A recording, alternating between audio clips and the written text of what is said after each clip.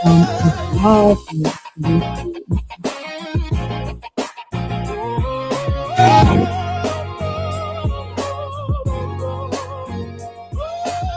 I'm a protector on a mission from heaven. There's too much at stake to be quiet. Let's disturb the peace. Me and you. Let's disturb the peace. With John Amachukwu. Disturb the peace. I'm a protector on a mission from heaven. There's too much at stake to be quiet. Let's disturb the peace.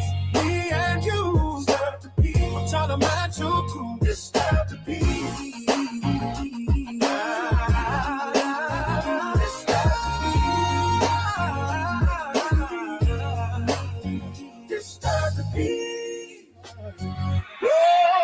I'm a protector on a mission from heaven. There's too much at stake to be quiet. Let's disturb the peace. Me and you. Let's disturb the peace. With John Amachukwu. Disturb the peace. I'm a protector on a mission from heaven. There's too much at stake to be quiet. Let's disturb the peace. Me and you. Disturb the peace. With John Amachukwu. Disturb the peace.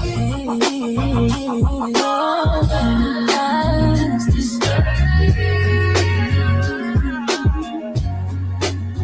Disturb the peace.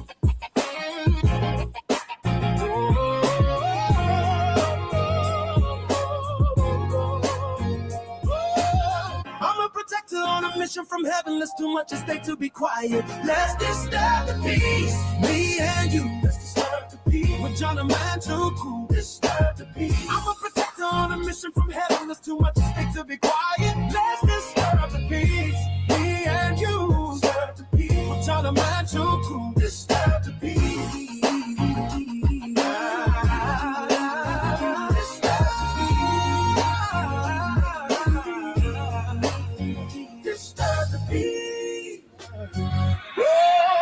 I'm a protector on a mission from heaven. There's too much at stake to be quiet. Let's disturb the peace. Me and you. Let's disturb the peace. With John Amachukwu. Disturb the peace. I'm a protector on a mission from heaven. There's too much at stake to be quiet. Let's disturb the peace. Me and you. Disturb the peace. With John Amachukwu. Disturb the peace. Let's disturb the peace. Disturb the peace.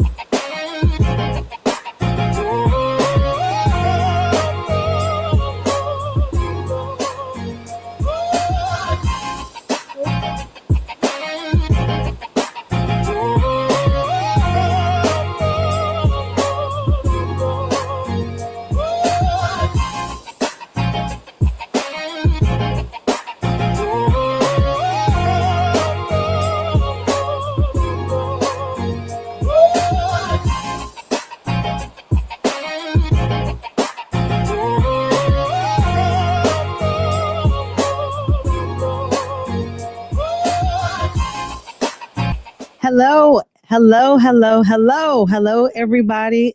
Welcome to Disturbing the Peace with John Amachukwu, my husband, is not here tonight. So I am Crystal. I am here. We'll be having the show with you. I am joined by two amazing guests, two awesome ladies. We have a great show lined up today. We are excited about being here with you.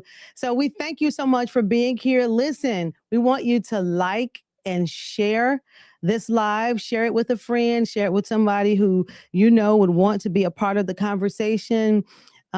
We are going to be jumping in very quickly. So go ahead and join and share. Tell everybody about it. We know that sometimes it takes a while for people to jump on, but we're not going to be here too long tonight. So go ahead, share it, spread the word that we are live and we are disturbing the peace. We are not going to let the enemy rest. There are so many enemies of this nation. There are enemies of the cross. There are enemies of Christianity. And we are not going to just be quiet and let the enemy run roughshod in our nation, but we are going to stand up. We're going to fight. We're going to speak up. We are going to disturb the enemy's peace. So that is what we are here for tonight. And as I said, I have two amazing guests who are here with me. I have Miss Maddie Rainey. Hello. Hello. Hello. Tell us about yourself. So my name is Maddie Rainey, and I've known Miss Crystal for a long time. We both go to a room.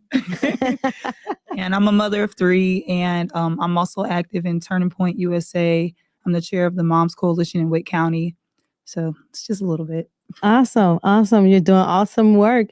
And I have a very special young lady to Wake County and the GOP movement at large, Felice Pete. Welcome. Welcome. Thank you for being here. Glad to be here and glad we could get our schedules together. Mhm. Thank you for calling me young. That is awesome. I do feel young at heart, but again, I'm Felice Pete. Professionally, I'm a nurse anesthetist by career, and so love medicine and the study of medicine, and married and a mother of one, married to Carl Pete. We both go to Upper Room, and I won him to go to the Upper Room. Politically, I'm president of the Wake County Republican Women. This is my second go round at the post as president in basically educating women in political policy. Can you pull your mic a little Okay. bit? There we go. Educating women in political policy. And I also am on the state board of the National Federation or the state board Federation of Republican Women. So we do the same thing, and also on the national platform. And so that's where I am, and just making our voice there, especially as a Black conservative Christian woman. Awesome. Awesome. Awesome. What I love about both of you, as well as my husband, he's out speaking tonight. And I love being able to hear from people who are not just talking heads, but who are actually active in their communities, actually active on the ground with the people doing the real work, not just sitting in studios all the time, but actually being out and doing the work. And I certainly respect and admire both of you for the work that you're doing in the community and for the country at large. So there's so much that we're going to talk about tonight. So I'm going to go ahead and jump into it because I know that we're all ready to talk, already to have a good time. I want to start with a segment about, are women giving up on marriage? Are women giving up on marriage? You know, the Bible says that he that findeth a wife finds a good thing and obtains favor from the Lord. But if American men are going to find a wife, they better start praying now, because American women are opting to marry later, if at all. And this is a very interesting trend. For generations, the Americans have built a blueprint of education, career, and then eventually family and marriage. But tonight we are looking at the data that proves that that blueprint has been shredded, and that the women are the ones who are taking the scissors and destroying it. There is a silent societal divorce that is underway. American women have never been this resigned to staying single. They are out earning men, out educating men, and in a massive demographic shift, they are choosing independence over partnership. More women than men are going to college. More women are buying houses.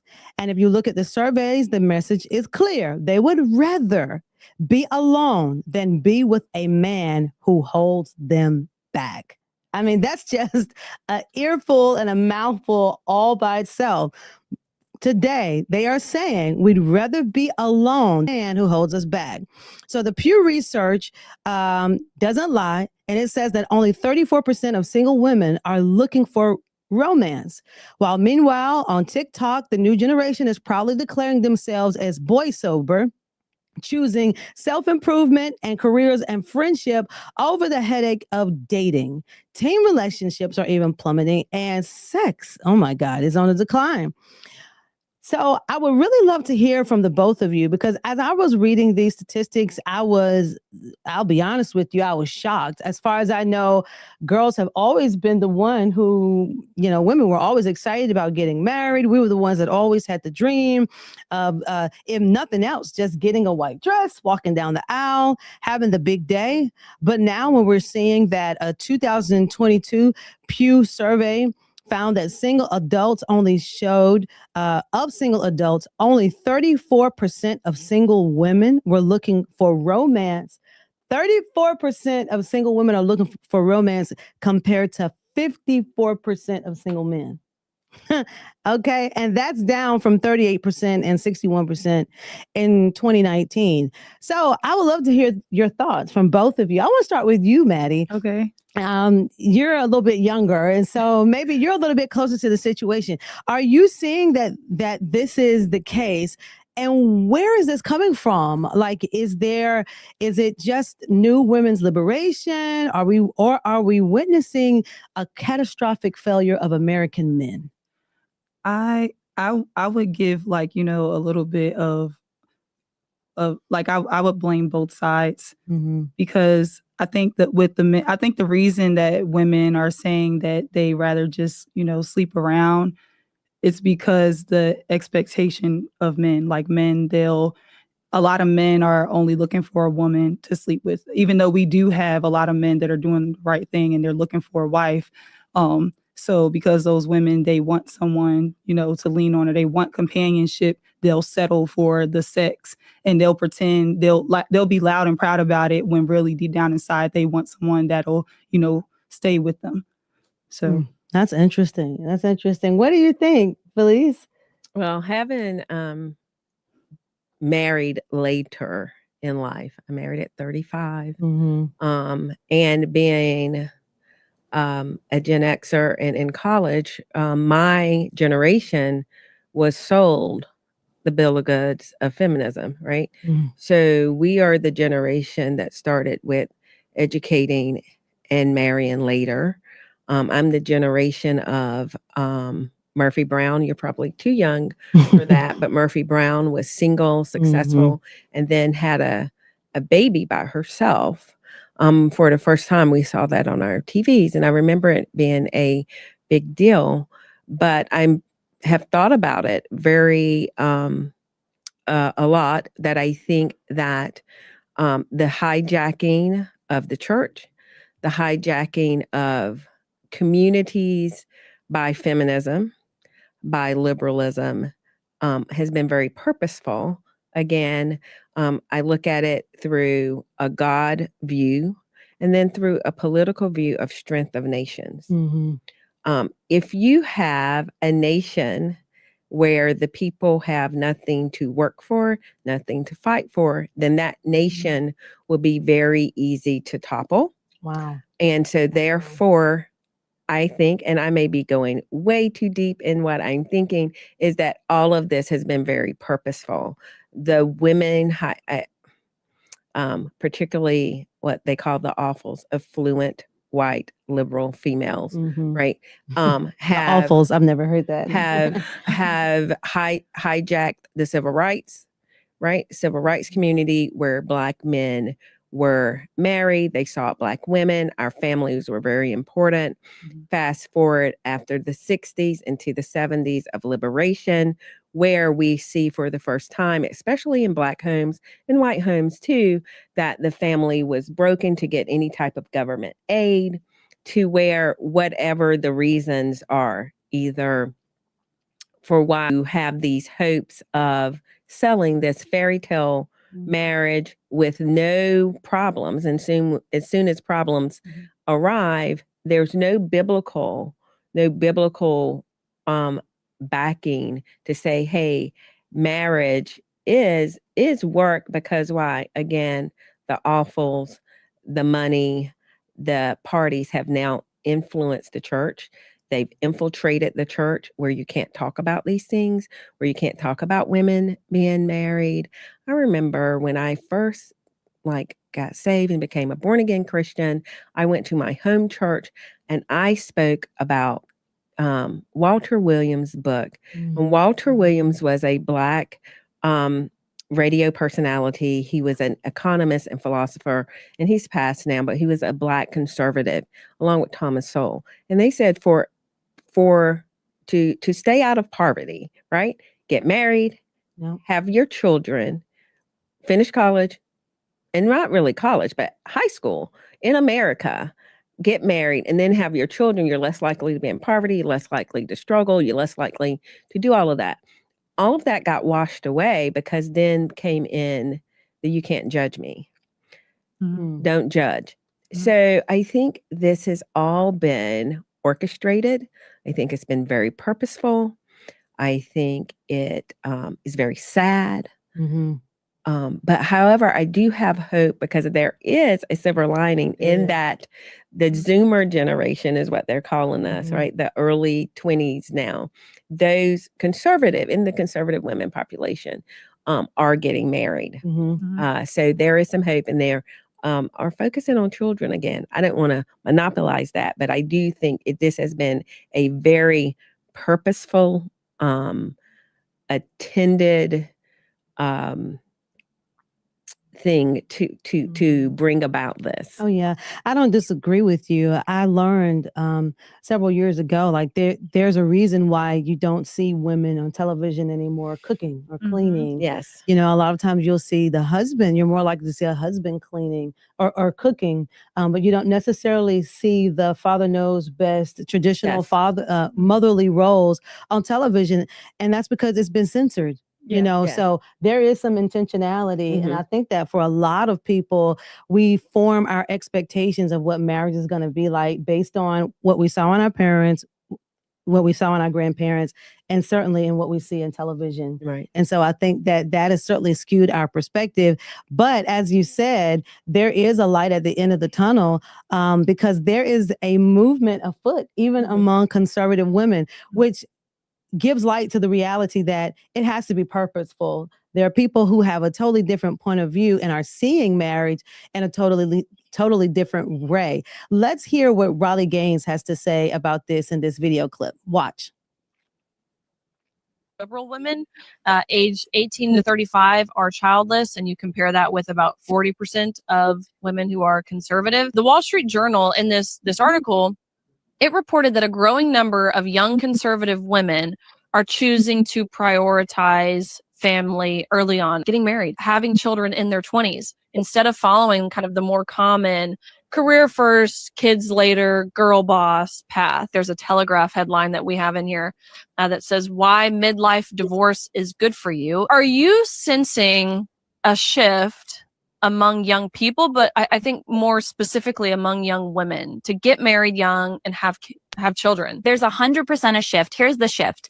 The shift isn't yet that the numbers are in our favor in terms of young women waking up to the reality of my life is not just about me and about girl bossing. My life is about purpose and relationships, and marriage is the best thing that most people can do, right? This side of heaven, right? So there aren't enough people waking up to that, but there are more people waking up to that. Awesome. I agree. And it just makes me think how important it is to have the Bible and to have education, and not just a liberal education, but something that points us back to the Word of God, because the Bible is the foundation of marriage. And that's why it was so catastrophic to see the government try to redefine marriage. And I remember our pastor, Bishop Patrick Wooden, saying years ago, once we start teeter-tottering with marriage and we start redefining it, we're going to take the value away from it, and we're going to see people not wanting to get married as much anymore. But the question that I have for both of you is, What do you think the difference is? Like, why is it that conservative women are flipping the script and going counterculture and saying instead of, resigning not to get married, they're actually putting marriage and having children first? Like, where do you think that phenomenon I is? think it's just like what she said, Miss Felice. I think it's really intentional. I Mhm. think it's once you are educated or you learn about, okay, what is the reason that the prior generation, like maybe they worship sex. Because in my generation, like when I was in college, like sex is worship. You're looked down on if you wait. Mhm. Like you get teased and called, oh, you don't nobody want you, that type of thing. If you're not dating a basketball player or dating, you know what I'm saying? But I think now I see a lot of young people getting married in college now. There are people who come to like turning point events and they're like 18 and 19 and they're like, yeah, my wife, my husband. I'm like, what? So that's amazing. And I think it's just being more intentional about it, knowing, okay. And then also, I remember when I was younger and, until I got older and I like experienced different things. When I was younger, I always wanted to be like someone's wife. But what I saw it as was like being a princess. Like I'm like, when I get older, I didn't think about I didn't have, that's why I went to the military. So for those who didn't know, I was in the National Guard and I went into the National Guard because I really didn't know what I wanted to really do with my life. All I knew was I want to be a mother and I want to have a husband. Yeah. So Yeah. Yeah. Yeah. I think, I think it is all, I feel that it has all been purposeful, or I think, having been the class of, you've got to crank it out, like in those, with the women, in my generation, like very few of my classmates from college are married. And I didn't get married until I was 35. Mhm. And you have all these things. Like one of the things is I didn't want a husband that had been divorced. And so, but once you start getting married later, you're going to have all these things that you didn't want to do. And so, I now like my saved life, and then I had my child older, right? So then that's harder, right? As you're trying to be pregnant older, it is for the young. And it just changed my whole perspective of like, get married, have your babies. I mean, even where I work now, I'm always telling the girls, get married. Yeah. And they'll say, well, I want to do this, that, and the other. And I was like, well, why can't you do that married? Or I want to get my degree. I'm like, you can do that married. Want to save for a house? I said, can do that married. Yeah. And so, but there's something about what has happened in American culture that you have to have already been successful, especially in Black culture. We talk about Black women, who I really, really care about the most, is that we have just been sold such a bag of goods rather than helping our people and helping you, being a true helpmeet, right? Being what a helpmeet is. And we want to look at these men as already arrived. And so then we might let that person go at 22, but then when we see them at 32, That's right. yeah. and they've moved on, and sometimes they've moved on to outside their race, and we get so jealous, and it's like, well, you had that opportunity So true. to build him up. So true. And so I just really want women to start really, building up men again. And the flirting is gone. Yeah. And all of those things have been taken out of our society. This segment could have been very long, but we could move on. Well, I definitely think that there's a lot to be said. I mean, and family is the bedrock of society. Exactly. So if there's anything that is worth it for us to have a conversation about, I think it's family and marriage. Yeah. And one of the things that I think has made an impact on conservative women, to be honest, is TPUSA. I mean, and I think just organizations that have conservative values, as you've said, a lot of our churches have been overhauled. Certainly in our on our college campuses, you're not hearing a lot that is encouraging specifically women to get married. I remember growing up and just telling people that my mom was a homemaker, and that was just like, oh, she does nothing. And it's like, what are you talking about? Especially now as a wife, I know that is the hardest job that you could ever have.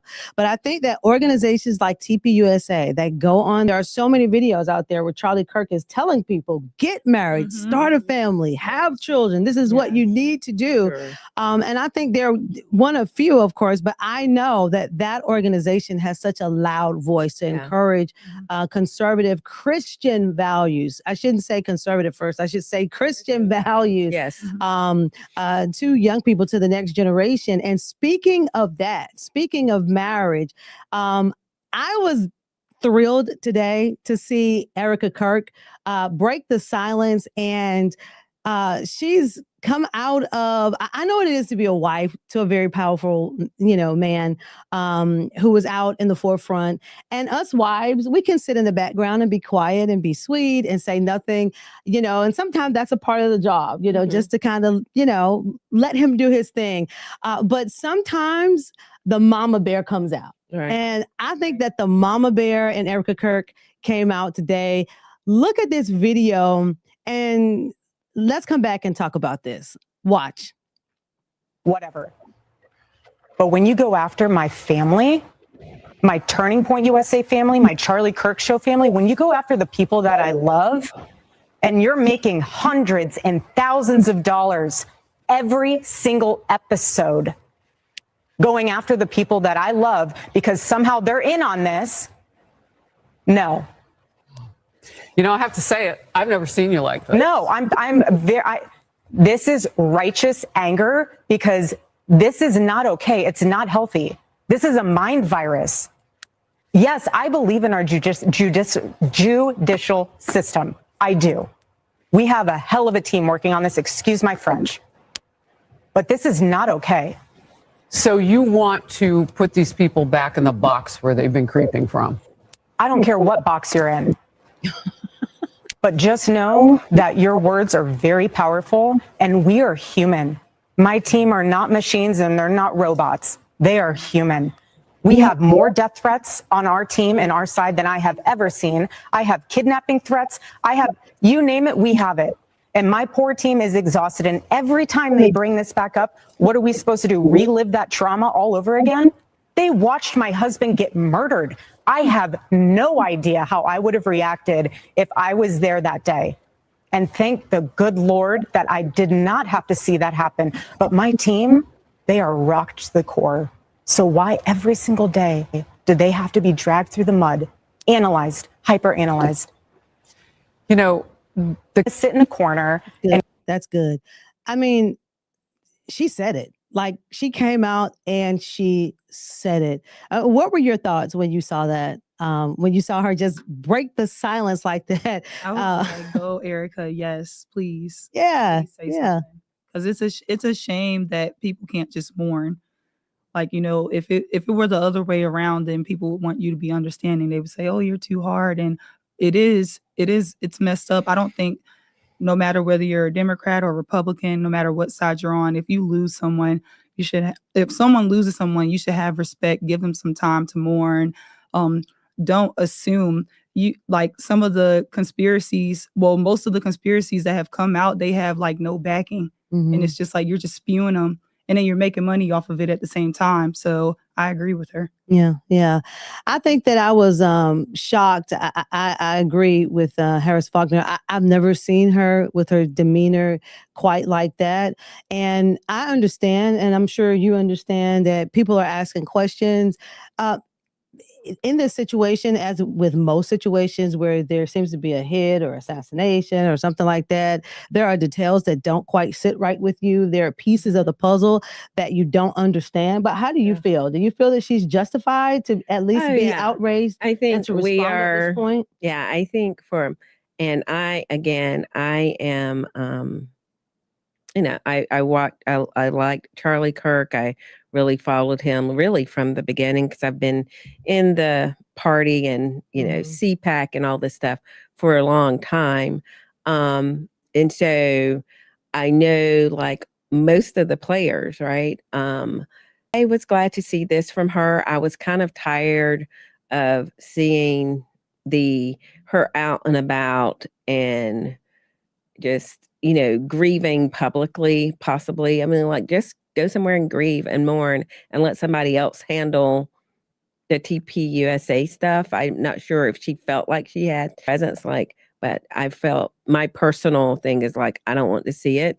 But glad she said something. My only concern about what she said is after 4 years of the Biden judicial system, and now we haven't seen a lot of justice from the judicial system. Like, I wish I could trust the judicial system. So that's my only issue with what she said. Like, do we trust the judicial system? I really want to, but we've gone through lawfare.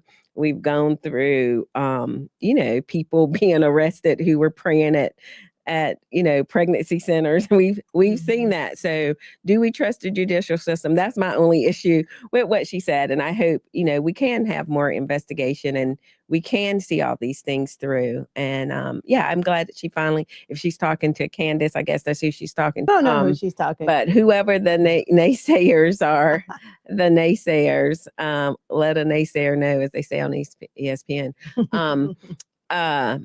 Who she's talking about. So I think that was good to be anger. I mean, I want a lot of anger like that over a lot of. And I think that it's coming. I mean, I think that she's been doing her role as wife, and now she's having to step into the role of the board chair and the CEO.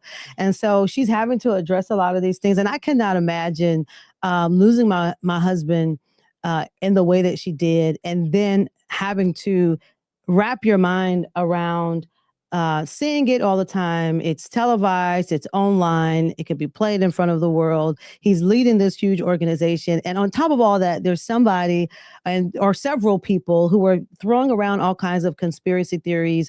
I agree. I think that we have reasons to distrust the government in terms of them investigating, but I trust them more than I just trust somebody who's never been trained in investigations a day in their life. Right. Just sitting up on a computer online and calling yourself having an investigation and just saying, we're just asking questions. Yeah. Right. I mean, I was a human resources professional before I jumped more so into media.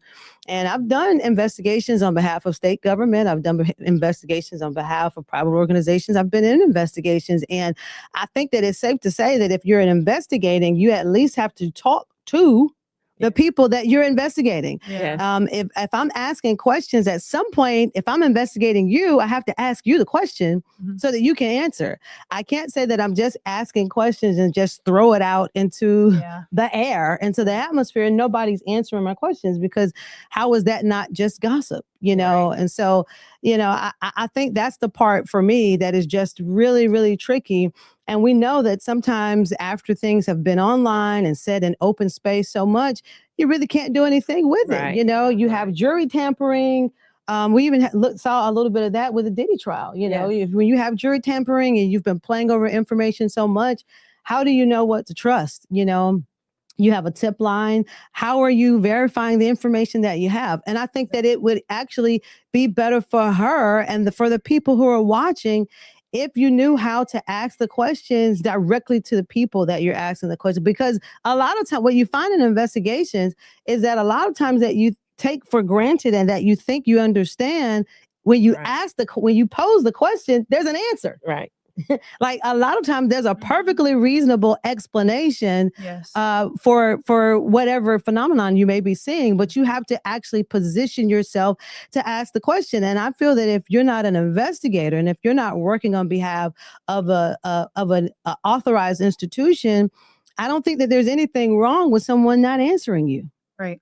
I want to say she has a lot of strength. I think she's showing a lot of strength because she has so many different people saying things about her, and she's only one individual. So even if we hear things on the internet, it doesn't necessarily mean that she's heard the same things that we've heard yet. So we might hear something and say, you know what, I think she should answer that. She might not have even watched it because she's trying to keep her mind clear of all that. But I think she's showing a lot of strength because she lost her husband. Her husband was a great man. And she's still going in with the fight. Like, she's going on with the fight. She's still showing that she's human. Like, I have emotion, but I have to keep going. So from one person's outlook, it's like, oh, you should have gave yourself some time. I'm not going to say the person's name, but I heard somebody say that she shouldn't have stepped up to the plate, and I'm not talking about you, Miss Felice. I'm talking about, I heard someone else on who's well known say that she should have waited, or somebody else should have taken over.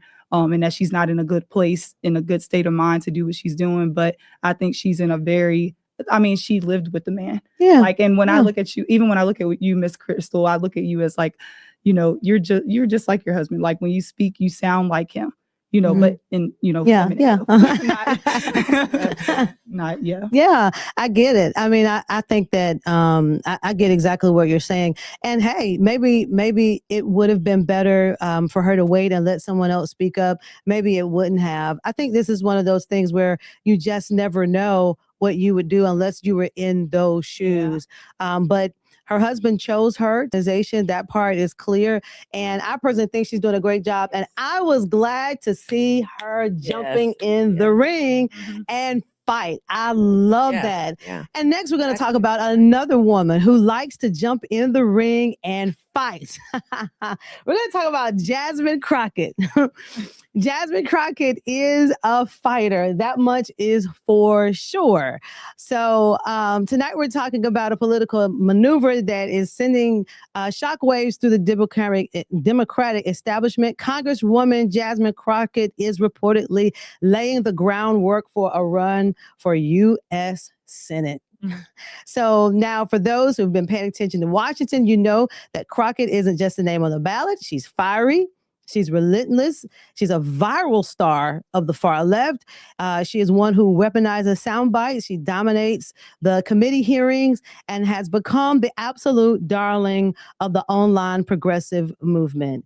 Who hasn't laughed about bad build, butch body, whatever. Okay. Right. You know, so she knows how to get those one-liners and really jump in there and make a splash. She's the face of the new political aggression. But is she a senator? Like, is she ready to run for Senate? Let's look at her video of her making her announcement and let's talk more about it. I'm asking for your support to be the next United States Senator from the greatest state of Texas.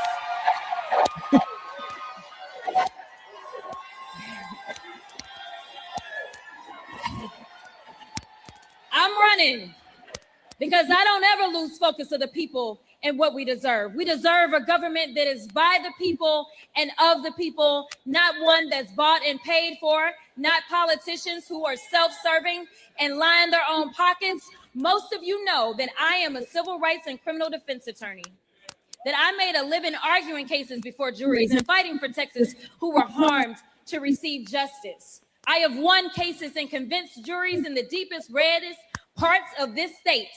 And I'm ready to make the case to the people of the great state of Texas. The gloves have... Well, all right. And she says the gloves have come off and they've always been off and she is ready to fight. So, Felice, I'm going to start with you. What do you think? Does she have a chance to win this? Oh, all right. Yes. Yes. Tell me why. The Democrats have a machine and they have a battlefield, unlike the Republicans. She will be running, I think, against Ken Paxton, who is amazing and excellent. He was the Attorney General of Texas, who came through a grand ordeal and was attempted to be taken out by the Bush wing, establishment wing of the Texas Republican dynasty. She is what the awfuls have made her. She has been put up. The progressive liberal woman runs the Democrat Party. And they put up these Black women who are not at all like we are. Like, I'm like, I have nothing in common with this person, really, other than my skin and the way that she speaks. However, if you look at her upbringing, this is totally different than what she is. So they've put up these women, and we'll just go on from her to Fannie Wallace to Letitia James, even at Harvard with Claudine May Gay, I think is Gay. Yeah. They have put these women up, and they've put them up and look like buffoons, really. They look like they're not smart. and I know that they've gotten their degrees, right? And so it plays into the DEI, and the poor Republicans can't help themselves but to low on that and just lop on to the DEI situation rather than say what Republicans can do. And so Republicans will say, oh, this is a DEI pick, which for Black people is a trigger as racist. Yes, it is. That's right. true.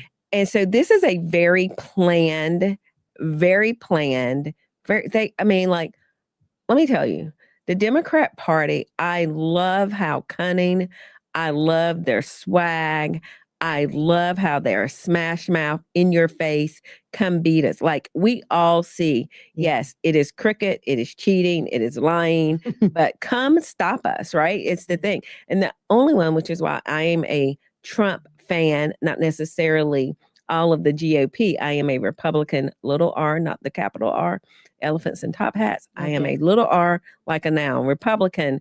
But why we love Trump is because somebody like me who's been in the party, we've been waiting for somebody to smash the Democrats in the mouth Absolutely. for Absolutely. 30 years, and Yes. nobody can do it. And so he can't do it all. So she has a very good chance. Like, Ken Paxton has a great following, and it's Texas, but you're going to have somebody to respond to her, not saying DEI, not saying any of those type things about her.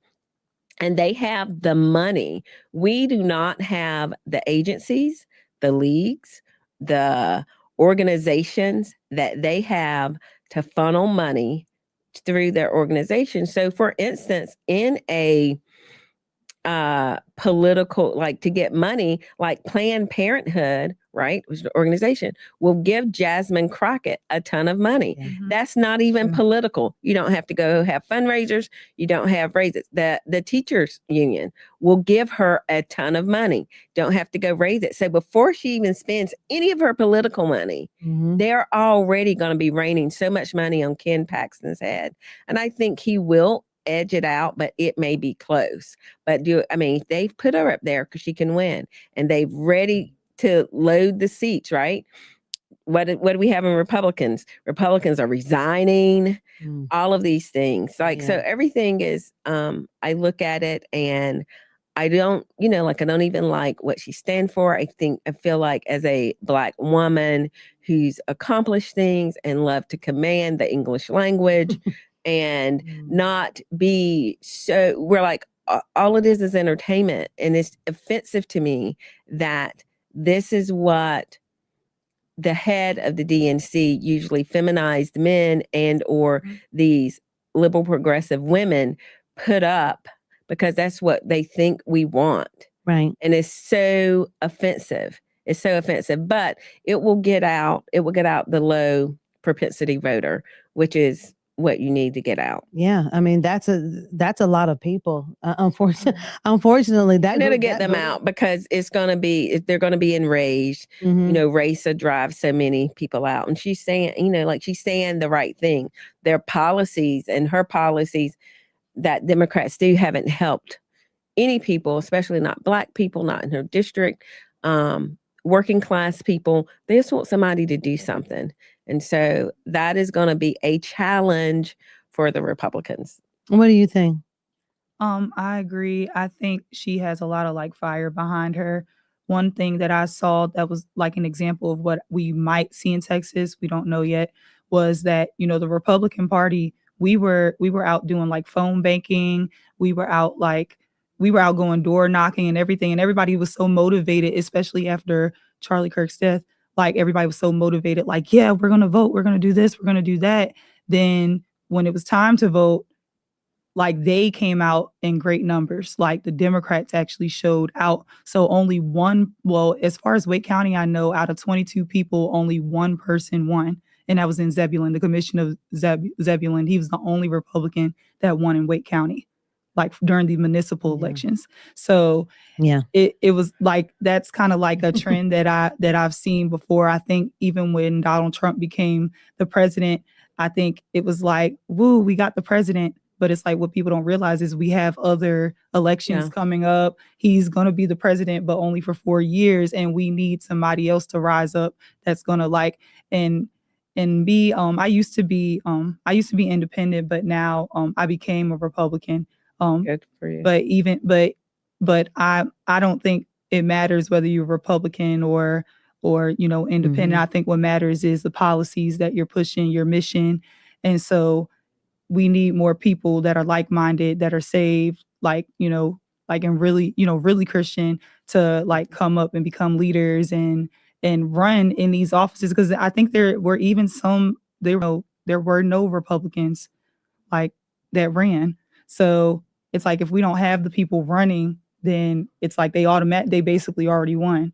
So, and part of that is, if I would just speak to that, part of that is Obama, again, they are so masterful. And one of the things that, while Obama was president, to set up the IRS to investigate, to set up people, the censorship that happened to particularly Republicans, like the Lois Lerner investigation, she's never been brought to justice, right?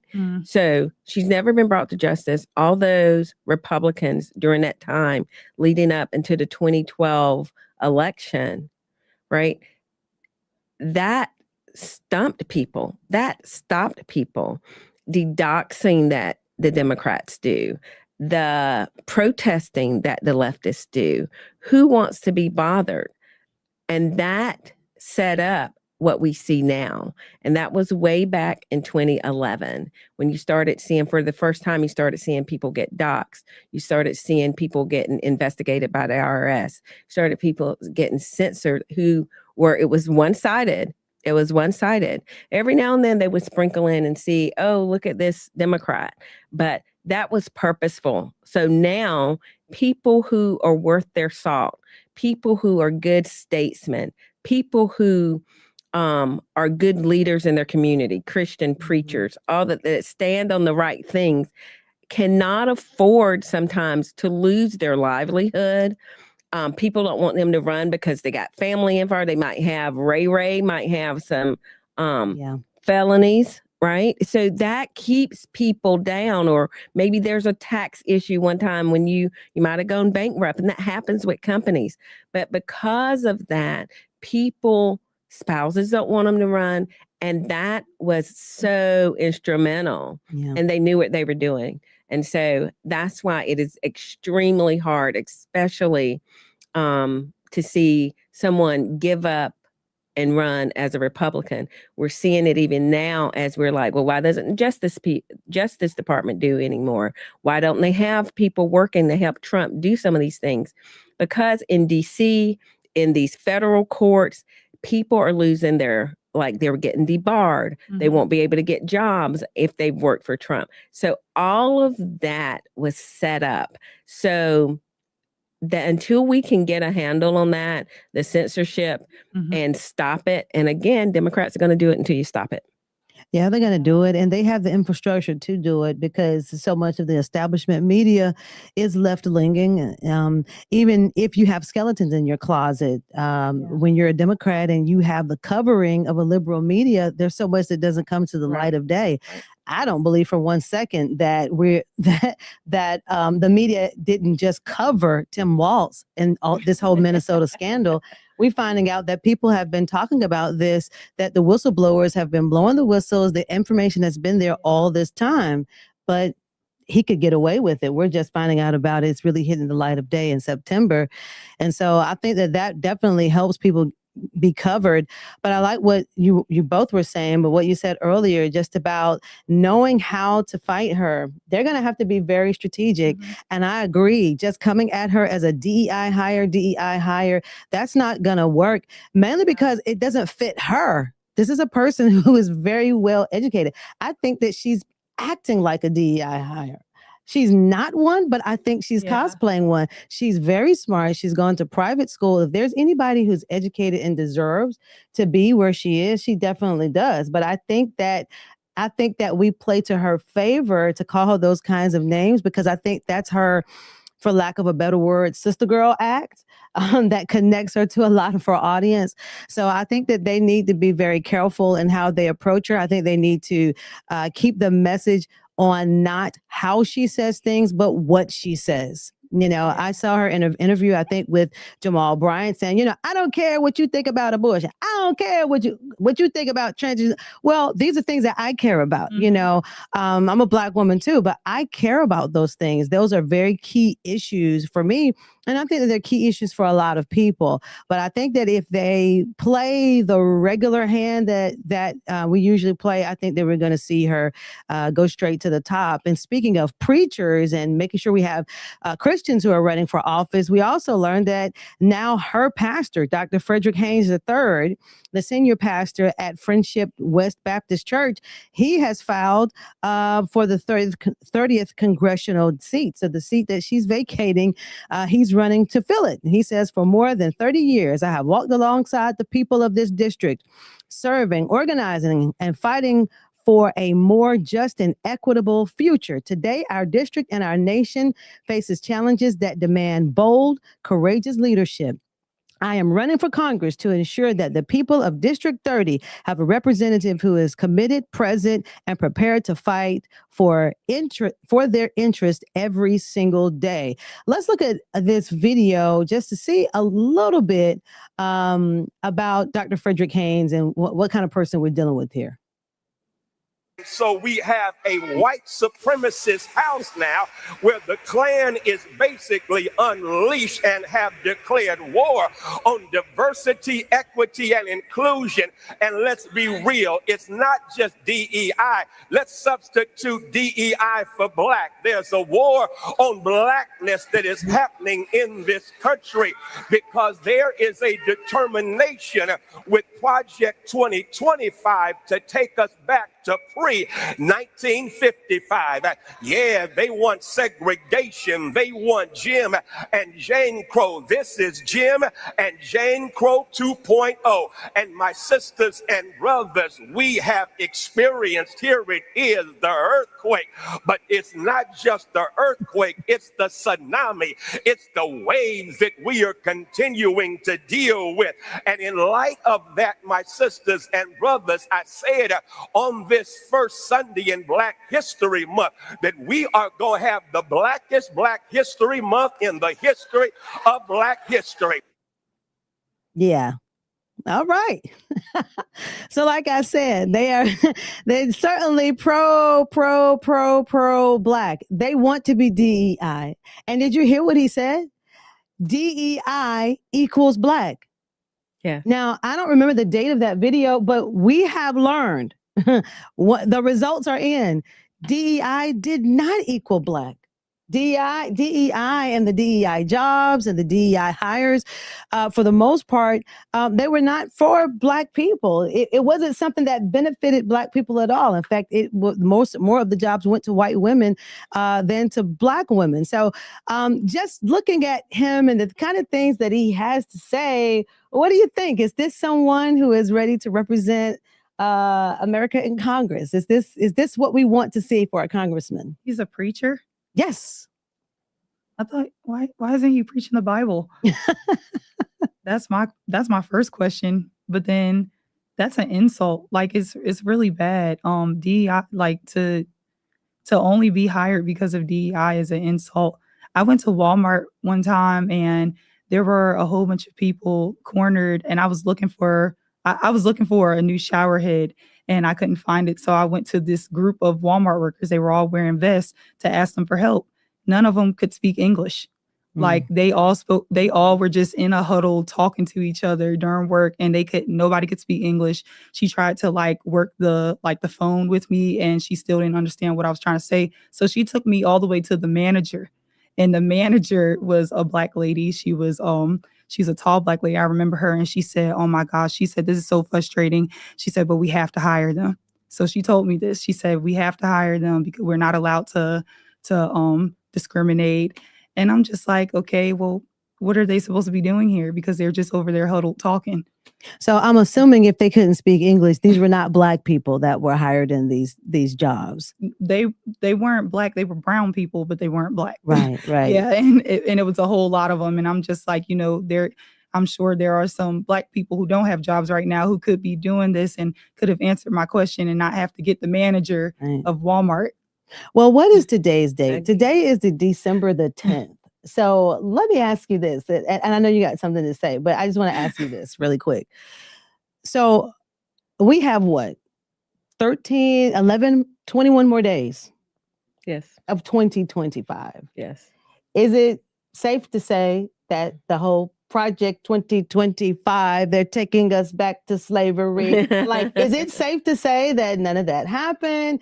Did some of it happen? Like, let's call it. It's December 10th. Give us the update on Project 2025 and what did and did not It happen. isn't. And actually, I'm a Russ Vogt fan who is the author of it, most of it. Mhm. And really, if you read it, it was a pro-Christian, pro-conservative, pro-scaling back the budget so that we don't go bankrupt, which is what we're going to do.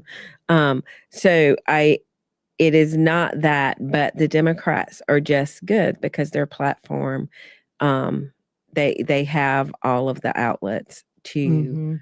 make it an emotional argument, and and the race, Jim Crow, all of that is always going to be emotional, especially as long as you have the civil rights era people alive.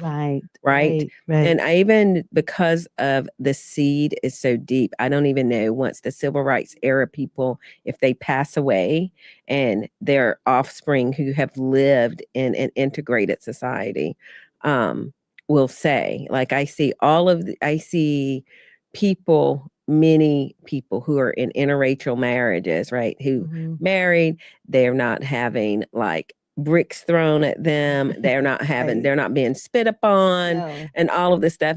And most of the time, even if a noose is on their door, whatever they're saying, like they've put it there as some type of study to have a conversation. So, right, they're making up these things. And again, DEI, we've seen that it was, again, Obama, amazing. He's so amazing. He made what he made women a minority class, also homosexual, LGBTQ, a minority class. And so the benefits of DEI by studies, by their own government numbers have been white, the awfuls, affluent, white, female, liberal females. They have been the beneficiaries as well as homosexual men, like who have been the people in the C-suites, who have been the people getting the residencies, who have been the people in, med schools. Like for most of the med schools, I know Duke and UNC they're like at 80% women, not necessarily, it might be a little more diverse, but they are women. So, you see that. And so what is happening with our men? So like I am pro men, I'm pro building men up. But this man, what has really, and he will do well because what he said, he's a community organizer. Vincent Everett Ellison, who wrote the book Iron Triangle. If you don't have it, you should get it. You should read it. The Iron Triangle is that a community organizer, the preacher, and the Democrat Party.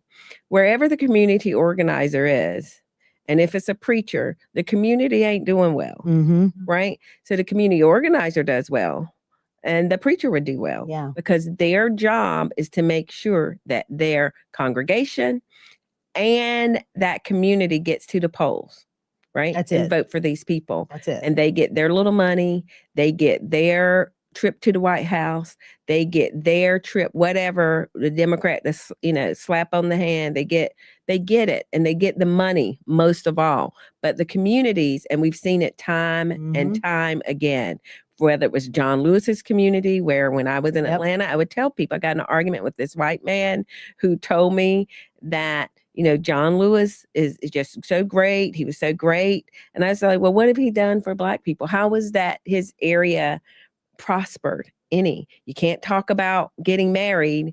You definitely can't talk about keeping your babies so that you can have Black people to work. You can't talk about any of these things. So it's just very disheartening to see these people infiltrate the church, these organizations infiltrate the church. And we saw that happen in the 60s and 70s. And now, like all of a sudden, they think, well, the Black people can't read. So unless you got to give them their political information from these community organizers and from these preachers who are paid by the community organizers. And it's just so offensive because we can read the Constitution, we can read policy, and they always say the KKK, which is their party, right? And if I'm like, well, if the KKK was in my party, what better way than to destroy Black people than do it policy and with their own people at the helm? So I am very disheartened by it.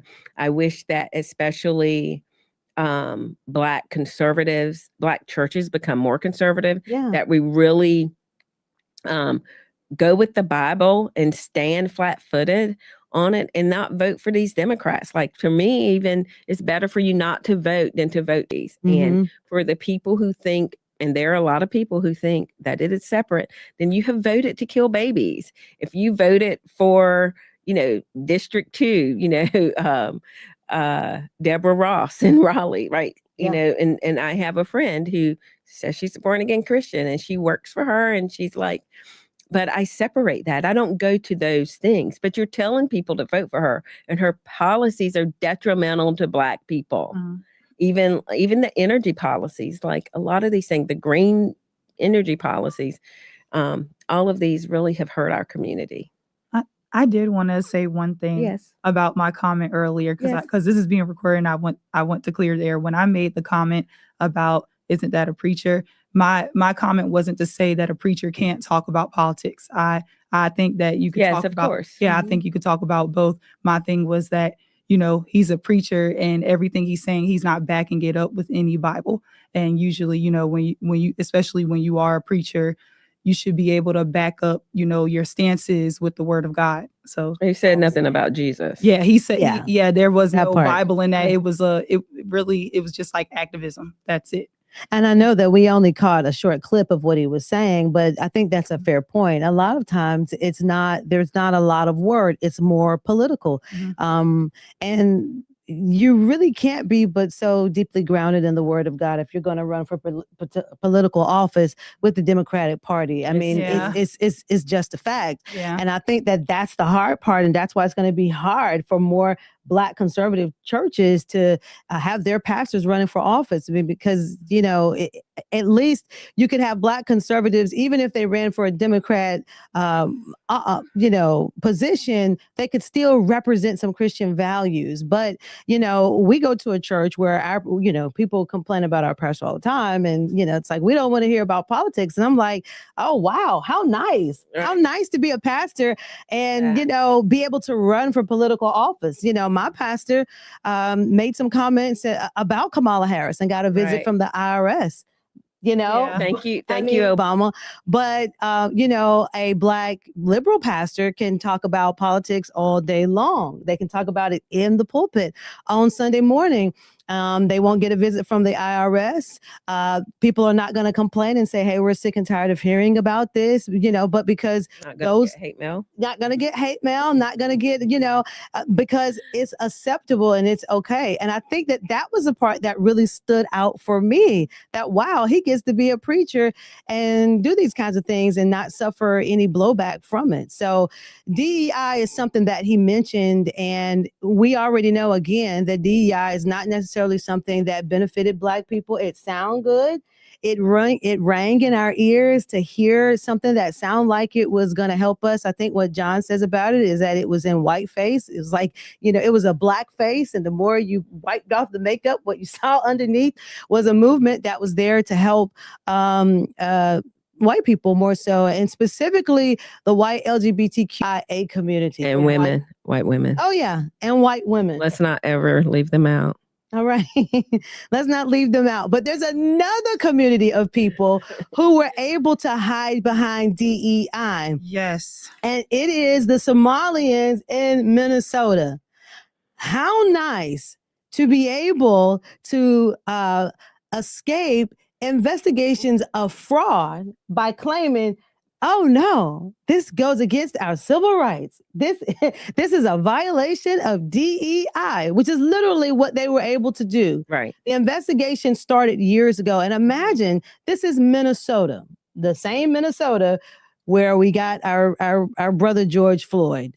And so, of course, after the rioting, after the whole world pretty much changed, after we saw what happened with George Floyd, easy to be able to cloak oneself in, hey, that's discrimination, don't bother me.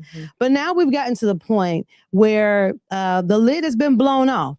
And we're learning more and more about the crisis in Minnesota. In Minnesota, we are experiencing or exposing one of the largest welfare and social services fraud in U.S. history. It's massive corruption is uncovered inside DHS and nonprofit networks of billions of dollars. Hundreds of billions of dollars have been stolen.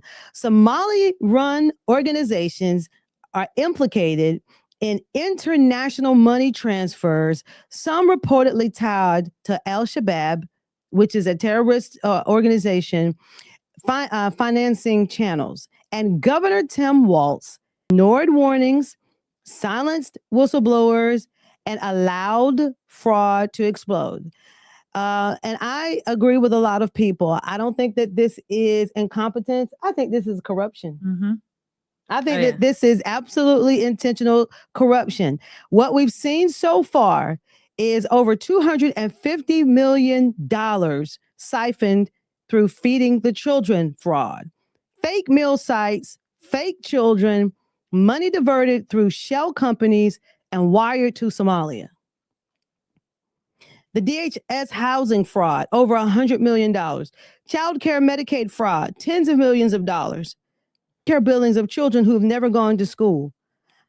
There were situations where we had more meals that were served and that were paid for than there were children in the particular zip code. And then you have the immigration fraud as well that's happening. Let's watch a little bit of this video in our last segment before we close, just to hear about what was going on with this fraud. And I want to get your take on it. Watch. White House Deputy Chief of Staff for Policy and Homeland Security Advisor Stephen Miller revealed a bombshell over the weekend, claiming that the Somali fraud operation in Minnesota is the single greatest theft of taxpayer dollars in American history. Based on what we have found so far, we believe that the Somali fraud operation in Minnesota is the single greatest theft of taxpayer dollars through welfare fraud. We believe that we have only scratched the very top of the surface of how deep this goes. And you're familiar with all the scams with pretending that children have autism who are not in fact autistic, with pretending to enroll people in food programs when in fact nobody was ever enrolled, and engaging in massive fraud, lying, and theft and grift on a scale we've never seen before in American history. The total bill, the total tab for this is going to be far beyond the numbers we've already seen reported. We believe the state government is fully complicit in this scheme, and we believe that what we are going to uncover is going to shock the American people. He then went on to expose the Somali community at the heart of this fraud, claiming 75% of the Somali community in Minnesota are on welfare. Look, based on the records that we already have, and this is a significant undercount, by the way, 75% of the Somali population in Minnesota is on welfare. But that's likely a significant undercount of just how much of a financial burden the Somali refugee population is imposing on this country. Online commentators blasted the governor of Minnesota, Tim Walz, for failing to act whilst leading the state at the time of the fraud, with commentator Nick Sauter saying, "No way Walz didn't know, not a chance." Fox News deep dove into this further, revealing Tim Walz and Ilhan Omar were photographed with Somalis convicted in the fraud scheme. Pause right there. Pause right there. And another part of this is Ilhan Omar is on the Congressional Black Caucus. Right. Is on the Congressional Black Caucus. And there are a lot of people, I think we had a conversation before about the empathy versus compassion. And there are a lot of people who just see skin and color and think that we're all representing the same issues. But what we have uncovered is that what has been uncovered in this process is that billions and millions of dollars have been siphoned away from African Americans. Now, I used to have, away from Americans, but African American communities in particular. Now, I used to have a very, and I still do, but I used to say, we talk about reparations. I said, we're never going to get reparations. We don't need reparations.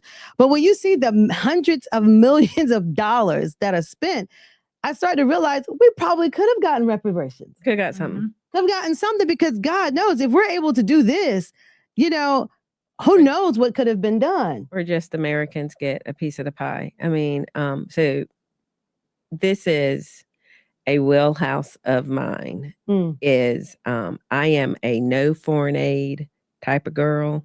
I am the government should only do the 14 things in the numeral listed in the Constitution.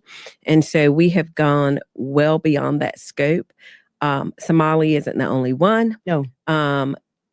Most of these NGOs come from people who come out of the State Department. So what does the State Department do? The State Department goes in and cleans up after we've bombed somewhere. So let's see, when did Ilhan Omar come? She came because Bill Clinton bombed Mogadishu, Black Hawk Down. And that's when they started to come.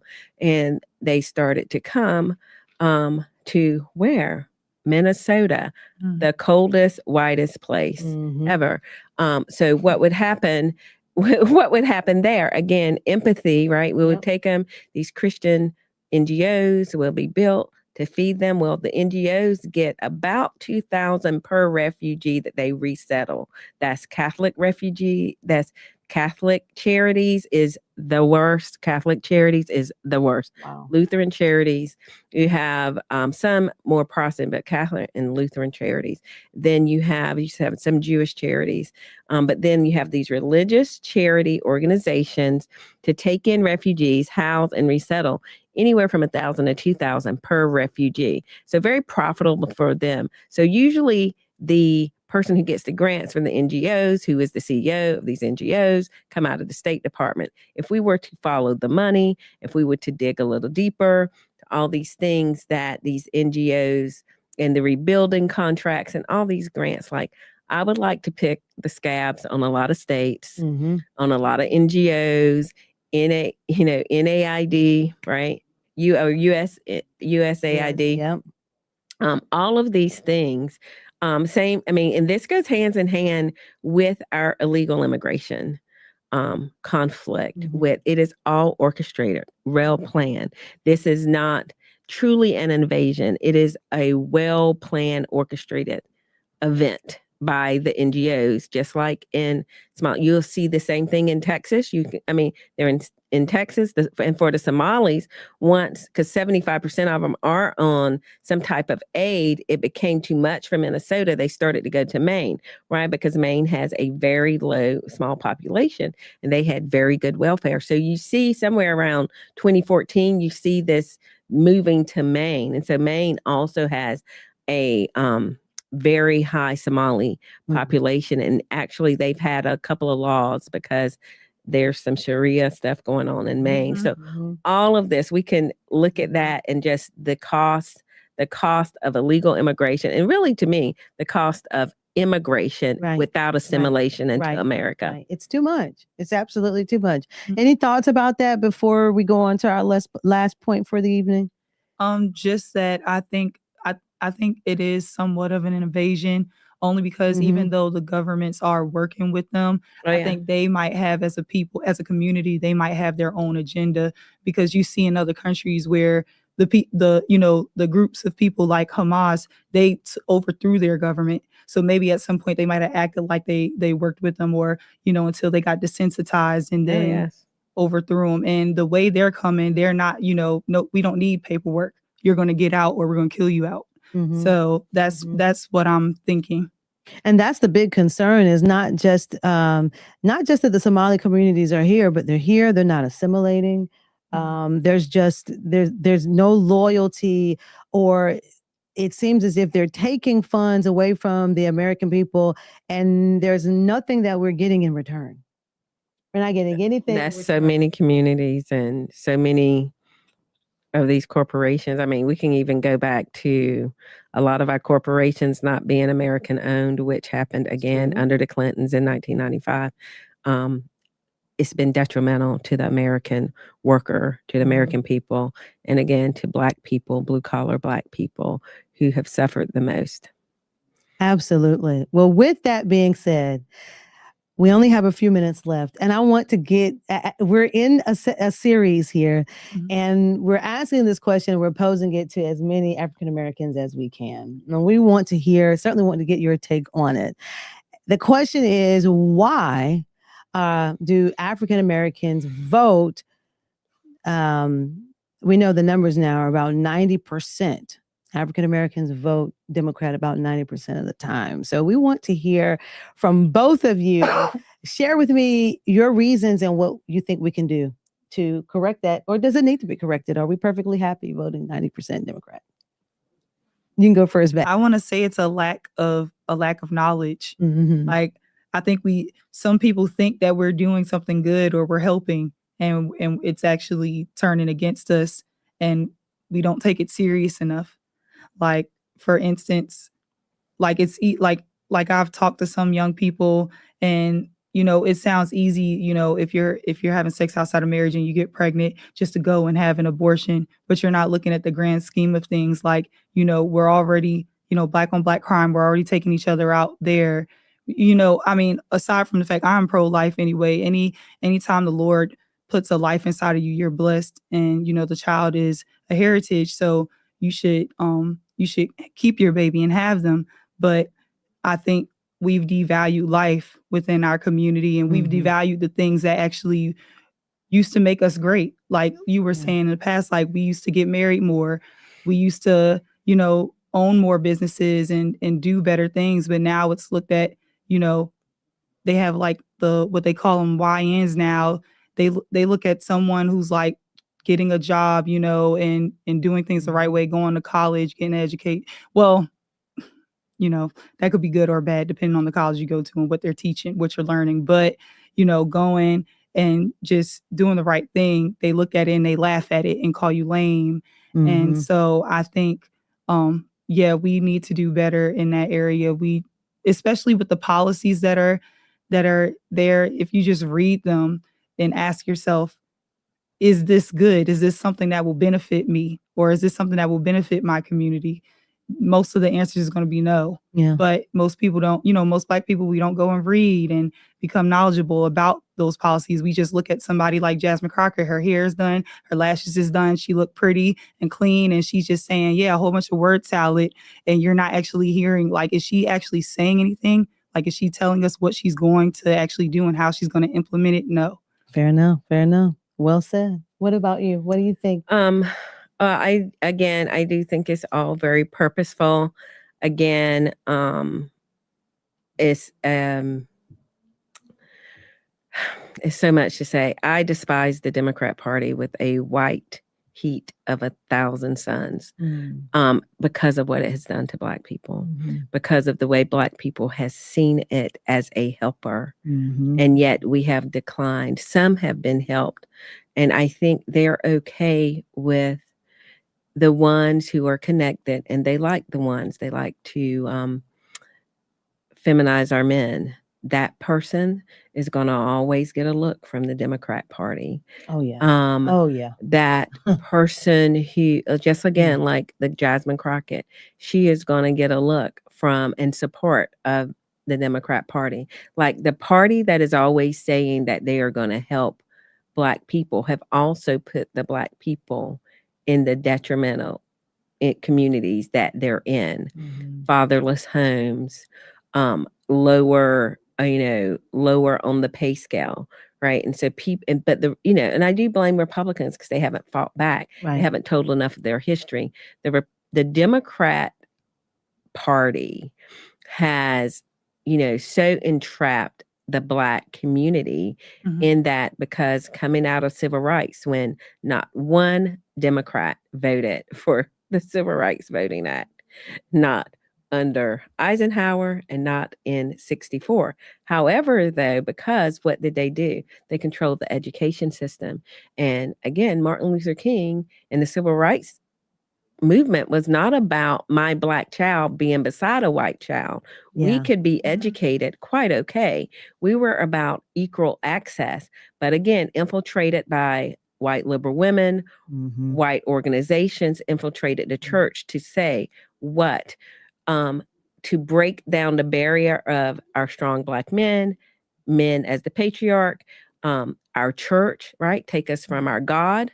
And that was really the purpose, in my opinion, of integration and getting us so that we could see white people in a way that was something we had to attain to, rather than being very, very happy and satisfied with ourselves. Yeah. Yeah. No, I just wanted to piggyback a little bit. Mhm. Yes. I should have said that too, that we have become very dependent on the government, and everything that looks good doesn't mean that it's good for you. So it's like, oh, we'll give you these benefits, we'll give you health benefits, we'll give you EBT, more EBT. And it's like, we don't even look at where it's coming from. Just for an example, and I'm only going to take less than a minute to say this, but when the shutdown happened, everybody, all the Black people that I know, they were blamed. Well, not all the Black people I know, but a lot of Black people on the internet were blaming Trump for like the benefits that were getting shut off. And they don't even know that the director of like the agriculture, he's a Democrat. And he's the one who actually cut off the funding. And when Trump tried to give funding, $5 billion? Yes. Yeah, he actually, the director of the agriculture, he said no.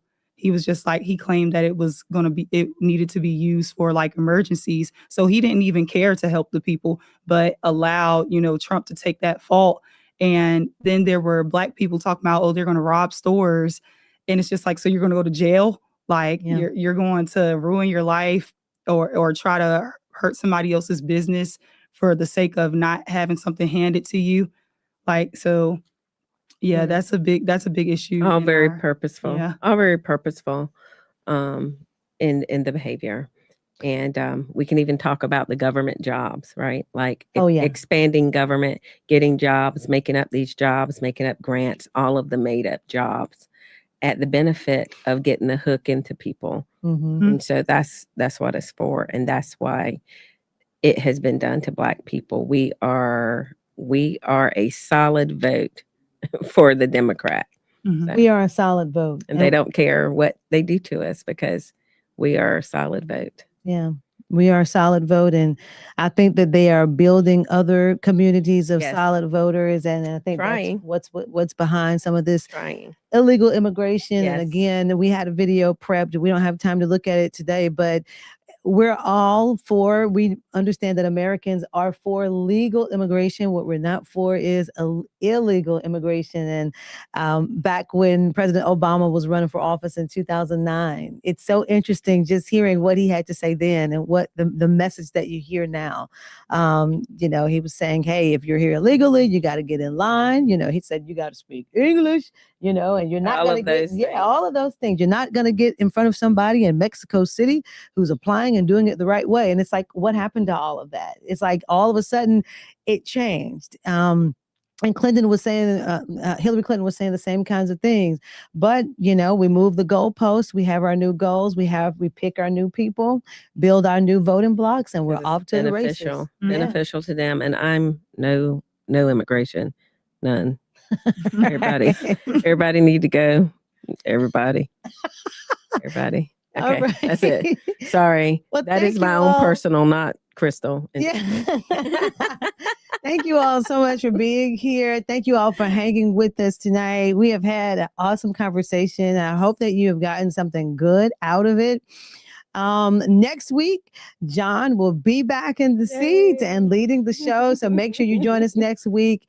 Make sure you continue the conversation with a friend. And whatever you do, don't let the enemies of the cross, don't let the enemies of this nation rest. Go out and disturb the peace. Mm-hmm. God bless you. God bless the USA. And we thank you again for watching. Right. Good night. Thank you.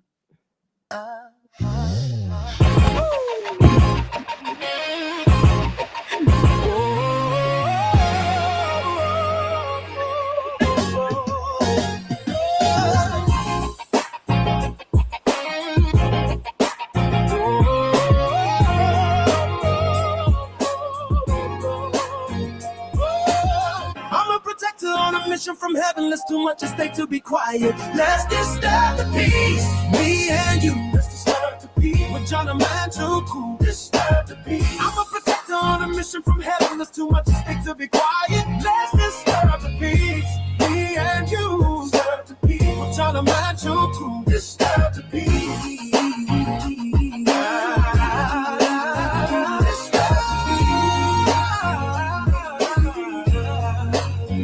Disturb the peace. I'm a protector on a mission from heaven. There's too much at stake to be quiet. Let's disturb the peace. Me and you. Let's disturb the peace. With John Amachukwu. Disturb the peace. I'm a protector on a mission from heaven. There's too much at stake to be quiet. Let's disturb the peace. Me and you. Let's disturb the peace. With John Amachukwu.